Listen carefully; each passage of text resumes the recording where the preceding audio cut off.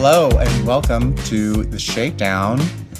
I am your host, Ryan Forbes, aka Rainforest, and I am here with David Brown. Everybody, David Brown here. And today we are talking about the prison phone system. We are talking about how it works, and how it works in general. And also, because basically, we'll start with why I wanted to talk about it in the first place. The reason I wanted to talk about this topic is so you go in, one of the rules when you they give you a handbook when you come into prison or even into jails. They'll give you a rule handbook. And one of the rules in there is basically you cannot make money in prison. If you make money, if you get caught basically making money, if you running a business outside of the prison, then you can basically get a case, or worse, I don't know if you can get free world charges and get additional time, but when it comes up for parole, they'll see that you've been running a business, and then you could lose your chance at parole. So I think they call it running an outside enterprise or something, is in the handbook as far as the disciplinary code or something like that. Right. So you have that. You can't be making money. So you get locked up, you can't be making money.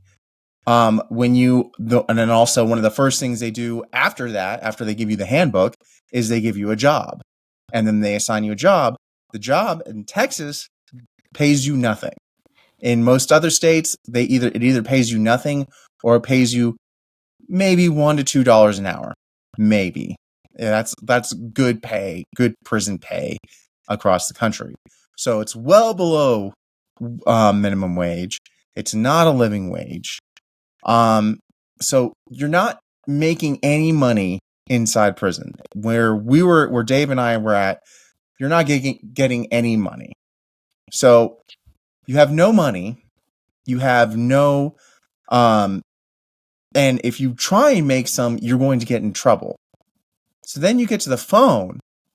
When you go to the phone, you have to pay to use the phone. And that was the thing that astounded me about when I was locked up, is that somehow all these people who were not making any money, didn't have any money at their disposal, were supposed to be paying for these phone calls that they were making every day. The way they did it was that people were sending in money to the prison so that people could make phone calls, but they had to pay to make the calls every day. And yet once again, they're working for the prisons. They're doing all this stuff. Everyone's got some sort of job, even if you're in a wheelchair or handicapped or whatever, you're a medical squad. Sometimes you can get, in very extreme circumstances, you get medically unassigned. But most of the time, you're going to be on medical squad, which rarely does anything. You might pick up trash, once every 6 months. But you still get assigned a job when you get to a unit. That's one of the first things they do, a non-paying job. And you have to pay to use these phones, which a lot of people use every day. Some people to the point which they use all day long, preventing other people to use. So I was kind of astounded about that. And then I was also, the other part that was astounding is that the prison doesn't own these phones. And actually, an outside company owns pretty much all of the phones, not just in Texas, but in pretty much all of the prisons. That amazed me. I don't know, what are your thoughts on that, Dave? So, it's funny, the very first time I ever went to jail, This is just county jail. It's not even prison. But I mean, back then they didn't have phones in prison. But they, you could use the phone, and you just made a collect call, and it was all handled through Southwestern Bell or whatever. Of course, this was way back in the glory days when there were no cell phones, for the most part. But back then it was, Southwestern Bell handled it all. The prison, I guess, the jails contracted, out to, the phone companies put the phones in the jail, whatever. And there were no time limits. There were nothing like that. You could just get on the phone, make one collect call, and be on the phone all day long. And people would actually fight to use the phone because, you've got a pod or a jail cell with, like 40 people in there, and you've got two phones. So obviously people are going to want to use the phone. And in prison, it's like, it's there. What's always struck me is, oh yeah, you can have this phone, and you're going to, when you have to make the phone list, you have to have an approved call list of people that you can call. And then you have to go through Securus. There's no other way to do it. And they charge an arm and a leg. And it's just crazy because it's how in this country, it's really expensive to be poor. And it's like people just keep taking and taking from poor people. And it's like you got somebody in jail whose family probably can't really afford, to send them commissary money, let alone, pay for the phone. So they're, breaking their back so that these people can call. And Securus, they don't care. They just want to make the money. Right. I would love to see who's on the board of directors of Securus. I'm actually on their site on my phone. It's yeah, I'm looking at their site as well, and I brought it up. It looks like 51 states, because they've including District of Columbia, and District of Columbia has a surprising number of facilities, 2, 4, 6, 8, though I think it looks like they're counting New York facilities too. But they're just 3,400 correctional facilities across the United States. Yeah. So they're 3,400. So they're just in the United States, but there's at 3,400 correctional facilities, and Securus is basically, they handle pretty much all of the communications, aside from what JPay handles. But you're paying them. They'll usually work out deals with either the prisons or even the individual wardens about getting their phones set up in there, which in Texas, I don't think they even got phones until the early 2000s. So in Texas too, from what I understand, and so I mean, I don't have the facts on this, but this is, from what I understand, is that Securus came in, they put the phone system in the Texas prisons. Then when the phone system first came in, calls were ridiculously expensive. And they were ridiculously expensive because Securus wanted their money back from putting the phone system into the Texas prisons. So they were taking a premium on top of the phone call. And they got sued, apparently. And before it went to the Supreme Court, Securus said, the heck with it, and they dropped it. And the phone, the phone calls just, immediately, like one night they were, I don't know, 3 something a call, and then the next day they were like, $1.50. It was 34, I think it was like 34 cents for out of state calls and 43 cents for in-states. It was something per minute for in-state call. Yeah. And then it went down to 11 cents per minute for calls. And it was an insane drop. Everyone was like, it was amazing, because I remember I'd have to constantly keep on putting $100, like have my people put $100 on my books to make phone calls to people. And because I'd be constantly running out. And so this is from the Texas Tribune. Texas prisoners have made and received more than 4.7 million telephone calls and sent and received 1.8 million emails. I don't even know how that has to be very recent. The tablets are new. Yeah, well, but since So 1.8 million emails since 2009, when the state became the last in the nation to allow inmates phone and email access. The email access has to be at federal prisons. Well, no, so apparently they have tablets in Texas prison now too. I mean, they were starting it on like some pilot units before we got out, but now apparently they're on quite a few of the units. They are, but this story actually came out in 2011. Okay. Oh yeah, that definitely has to be the federal prison because it's not Texas, so that's for sure. Yeah. This story actually is funny. They're saying that the phone calls did not generate as much revenue as they had hoped for, even though it generated $6 million for the state. Though I'm willing to bet $6 million for the state, probably way more for Securus. Yeah, I'm about to say if they made $6 million, I can only imagine what Securus made. But yeah, and this also we also need to get into another thing that comes up a lot, and I see a lot on social networks, is about a lot of times people online, they talk about inmates with cell phones, and inmates, like some inmates live stream, some inmates record videos. How does that work? And how is that working? And Dave, I'll let you answer that question. How do inmates get cell phones? Dave?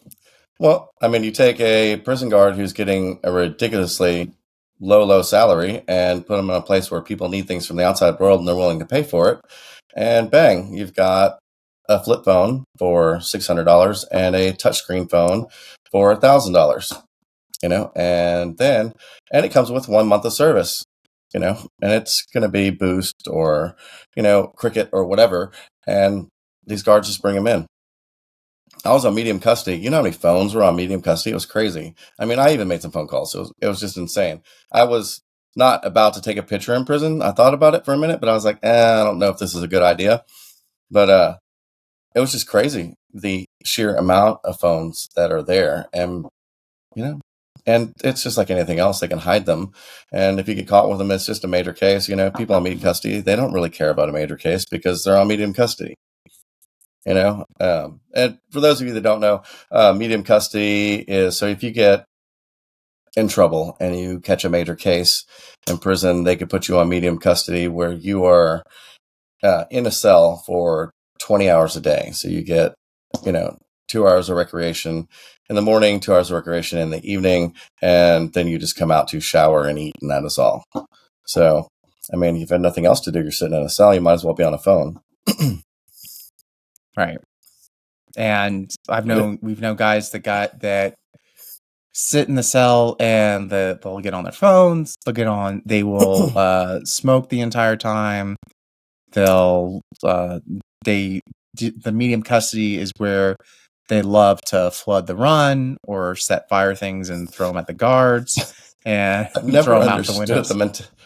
I never understood why people want to set things on fire. And you used to see this all the time on medium custody because you have, the cell blocks, you have the cells, and then you have, so it's tiered up. So there's 3 levels of cells. So you have this big, so if you're on the top floor, you drop something, it's dropping 3 flights down and hitting concrete. And these people would set fire to their clothing, their mattresses, whatever. And I'm just kind of thinking, you're in a concrete and steel building. Why are you setting things on fire? And it's, more or less, it was just a look at me kind of thing. But it's just, it always struck me as just odd how they'll do that. That and flooding the run. So you're going to clog your toilet and continue flushing your toilet until it overflows and then run water out of your cell. So your entire cell is covered with water. And so you can flood everything. It just doesn't make sense to me. Interestingly enough, Securus is owned by Beverly Hills-based private equity firm Platinum Equity. Net worth of Securus is, oh, wow. I'd say they were making considerably amount more money. The net worth of Securus is $1.5 billion. Wow. That is absolutely insane. In 2020, Securus revenues grew 10% to $69.5 million, from $69.5 million to $767.5 million. That was in 2020, their revenue. Their jumped. Wow. It's just we have to do a little bit more. When did it jump? So in 2020, it went there. It went from 69.5 to 767. Yeah, during the pandemic. When everyone needed contact. Yeah, that was great.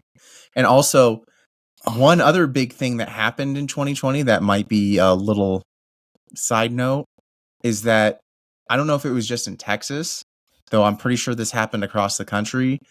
They pushed that legislation that eliminated a lot of physical mail. Put all those they put the restrictions on physical mail, so you couldn't get cards, and then also made it more difficult to get in-person visits. But go ahead, Dave. This is just interesting. You were talking about JPay just a minute ago. Guess who their parent company is? I knew it. Platinum Equity, wasn't it? Yep. Securus Technologies is the parent company of JPay, whose parent company is Platinum. Wow, that's crazy. I had a feeling that they're not gonna just it's JPay and Securus. I had a feeling we're all the same. And it's just nuts because here is the 1% own Platinum Technologies, and it's just another form of rich people rich, poor people poor. It's just crazy, right? And so a lot of times people will ask sometimes people get this suspicion that someone's like making money off of prisons, and they'll think it's the state. But honestly, the state isn't really making money off of prisons. I mean, Securus is to some degree. I guess the state is making money. Somebody is making money, but it's in the grand scheme of things, it's companies like Securus that are killing it. Right. They're the ones because they knew exactly what they were doing. Just like how in 2020, all of a sudden their holdings jumped, and it was amazing. They timed that legislation perfectly to make getting physical mail more difficult, like right in time. So now the mail room is being even more strict than they normally are, which they were already, as Malone loves to say, book burners. What happened after that legislation went in was that basically everyone stopped getting actual physical mail. Everyone started getting JPay. So basically all your phone calls and all of your letters were JPay, were JPay and Securus. So I mean, you think about it though. Yeah. But from an operational standpoint of, say, I'm a director of prisons, right? Mm-hmm. And somebody comes to me and they say, hey, look, I've got this service. It's going to free up a bunch of your time. It's going to save you labor. And I'm like, well, how? How's it going to save me labor? And I was like, how many people do you have reading mail every day? And you'd be like, I don't know, 10. And they're like, well, what if I can drop that down to 1? And I'd be like, well, tell me more. So now I'm intrigued, right? So now I'm saving labor. And because, with JPay and the email system, they could have, just a program set up to flag keywords to where, oh, well, this one's flags. Well, let's read this, whatever, so I can understand how they can make it look attractive to the prison system. And it's just, and if you have the money because, to back it to where I'm sure, Platinum Equity firm has a ton of money to throw at, Securus to get things going. They can look at the long game and not the short game. My big thing, especially when this rule got handed down, was that it wasn't just a matter of that I can totally see what you're saying. First of all, how they package it. Oh, yeah. Right. But of all the problems, you just, so basically what happened is that the mail and the mail and physical visits got restricted through that legislation in 2020. So they If my grandma wanted to visit after that March of 2020, dogs were going to going to run through the lines and search my 90-year-old grandma, who it was already difficult for her to come and visit me. All right. And then on top of that, all these people who were sending me these cool colored cards and pictures and things like that, those were all out the window. And what was all that gets eliminated. The reasoning is that people were sending drugs in the mail disguised as the cards, or people were coming in through visit and bringing in whatever. And in reality, you've already said how things get snuck into the prison. It's not generally through the mail, though it does happen. It's not generally through visit, though it does happen. Generally, if an inmate really wants something to get into prison and it's really valuable and they want a lot of it, then they're going to go to the officers.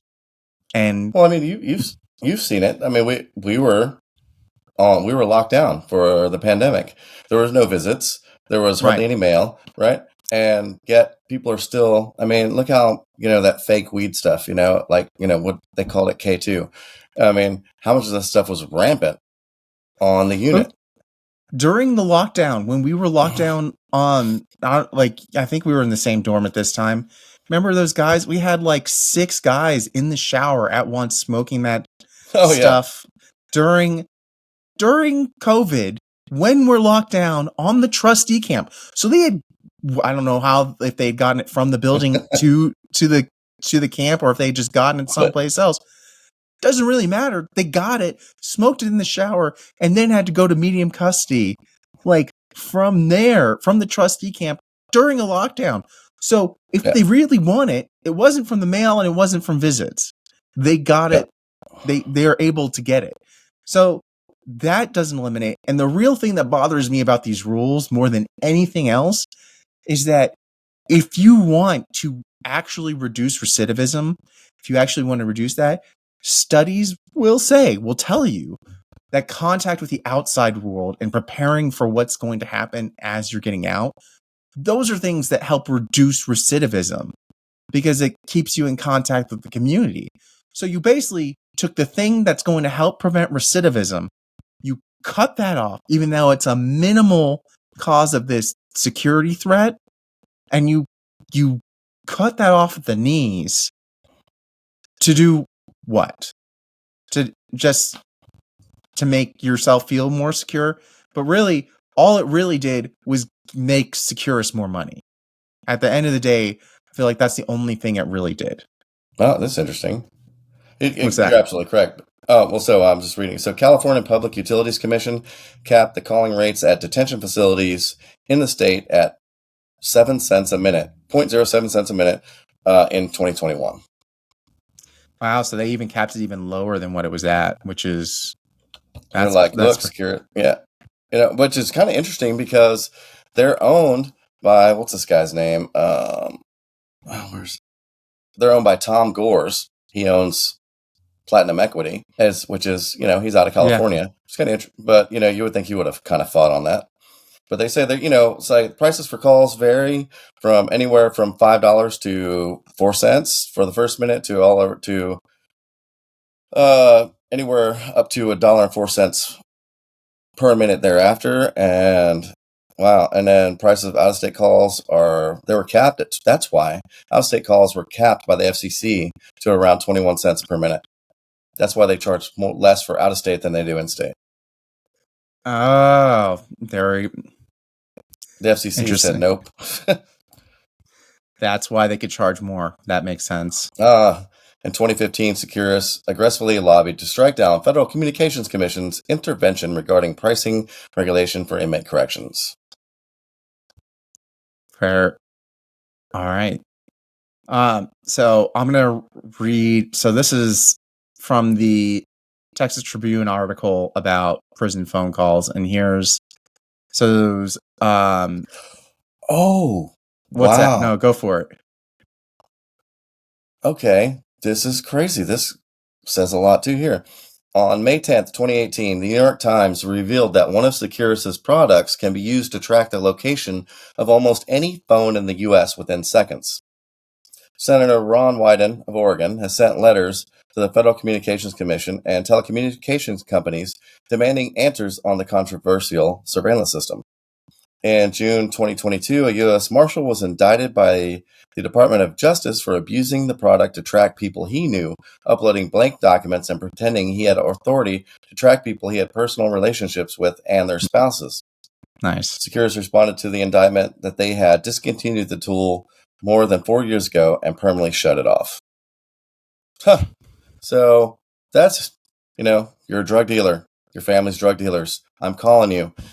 And Securus is tracking down my people. Doesn't surprise me. No, that doesn't. I mean, and they say that all the time.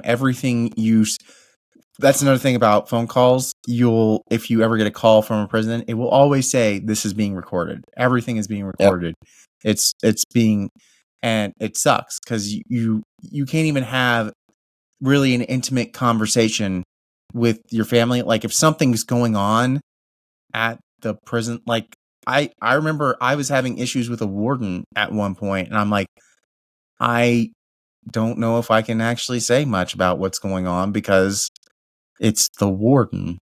Like, I know. So and we now have our voice prints permanently archived. Yeah, exactly. At the Securus facility in Texas. It's awesome. So let's wrap on this too, because this is from that article about Texas prison phones. And this is from Ana Yanez Correa, Executive Director of Texas Criminal Justice Coalition. And it says, if TDCJ adopts policies that maximize communication with the outside world, she says, the state can make money on the phone system, reduce crime, and save funds it would otherwise spend on reincarcerating people. Having good, positive, close relationships with people on the outside is really important key to reentry. Which, yeah. I couldn't agree more. Right. Which is probably why they should have free phone calls and also more phones in general. And generally not a family day where your people could come in and you could have a actual real visit. Yeah, they've done it. Like the churches have done things like Family Day, like they've done like Father's Day, where they have like pizza and you can hang out with your kids. And so, but it's super rare when things like that happen. It's maybe once a year at certain units. But and it can be also disrupted by the unit being on lockdown or for whatever any myriad reasons. But the warden could nix that at any time. Yeah, exactly. It could go at any time. So once again, phones, visitation, contact with the outside world, far more is one of the most important things as far as recidivism goes. But right now, or not really right now, for TDCJ in general, it's always security is not convenient. And security always trumps everything else. And then we end up with this crazy system where companies come in and are profiting off of that attitude as how can we make money off of you being scared and us being able to handle that for you.